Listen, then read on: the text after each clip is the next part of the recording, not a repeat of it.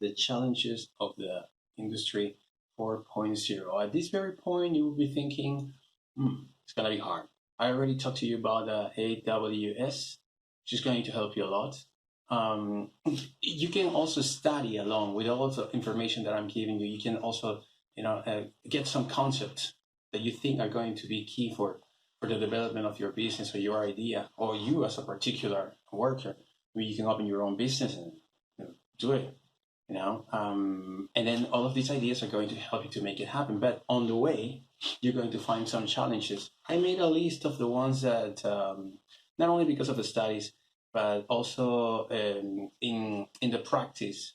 When you're working in the touristic industry, you find it, and you find it a lot. Okay, so I'm going to start. The first one is going to be investment. So the first one, investment. Investment, and when I'm talking about investment, I'm talking about a strategic investment. People think that because you have computers all over the place and machines that when you approach your hand, it's got a sensor that throws you alcohol, and I don't know, and they put you something on the head. That's it. The COVID, it's under control. No, it's just not how it works. It's not how it works. You cannot just like spend money on filling up your office with tablets and screens that are gonna do nothing for the betterment of your business. And not only that, but the protection of your clients. So focus on the things, the technology that is more important. Sensors, for example, temperature sensors. How many people gets in the air and in your office? For example, 5 people. How much heat they produce? If they produce this level of heat, is that accordance to what the National World Health is that aligned with what the talks to you about what security, how secure can be your ambience if it's going to be this high of heat or this low of heat? This is going to be perhaps a good investment. Cameras is also going to be a good investment. But it's just endless, the list of things that you can adapt to your office, to your service, and to your business in order to make it better, to improve it. So the first one is strategic investment. Okay. The second one, once you make the investment, this investment is going to be for the client.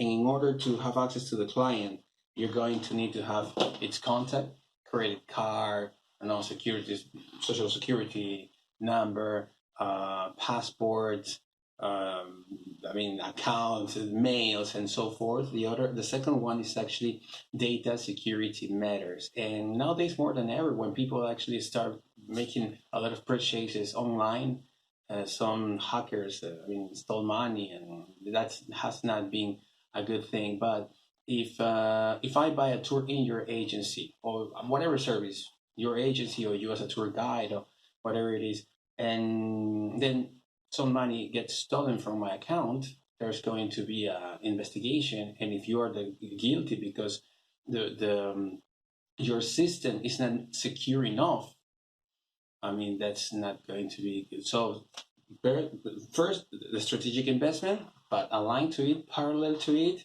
and data security matters. Now, then you go to this is what was the most direct, but this one here is related to your staff. If normally when you are having people in your staff, you have some problematic people, some happy people, some not that keen people, and then you have to use a lot of emotional intelligence, mindfulness, and in order to understand everybody, to make a team, to make a productive team. If that was a problem before the COVID, and now that the whole thing is going to change, for sure need some qualified staff. But how can you find qualified staff when the things that are happening right now, all of the new technologies that we have to adapt are completely new, even for Amazon Web? These technologies, they're not new for Amazon Web Service, but they need people. That's the reason why they're selling certifications like crazy right now. Amazon Web Service, if you get Amazon Web Service or you find some information about it, it's like if you want to be one of our technicians, you maybe can qualify for the certification. And they have something like 9 certifications. And if you get the certification, which is not that much easy, I haven't gotten that much into it, but even Amazon is looking for staff keen to the new technologies. Of course, you're going to have to struggle with that one too. So unqualified staff. This is actually the third one. Now we have, this is a classic. This is a classic one. This is legacy systems. Now, legacy systems, it's an expression that comes from systems. People that is in computers, they know what is a legacy system. Legacy system is a simple thing.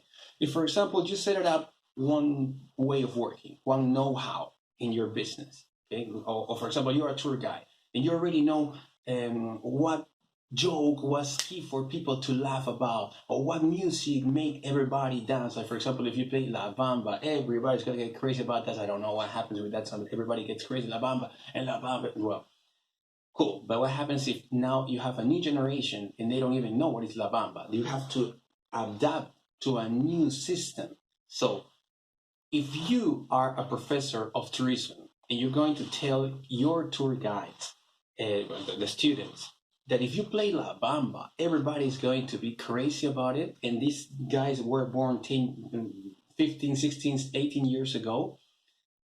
I mean, perhaps La Bamba is not the way to go. So this legacy system that you are giving to them, perhaps they can take it, try it, but if it doesn't adapt to the new requirements, the new expectations of the tourist, then that is just going to be a legacy system. And guess what? This is a big issue because if this is new times and this is going to be new travelers and new way of traveling, and you're starting to be a tour guide, and all of the things that you're learning is legacy systems.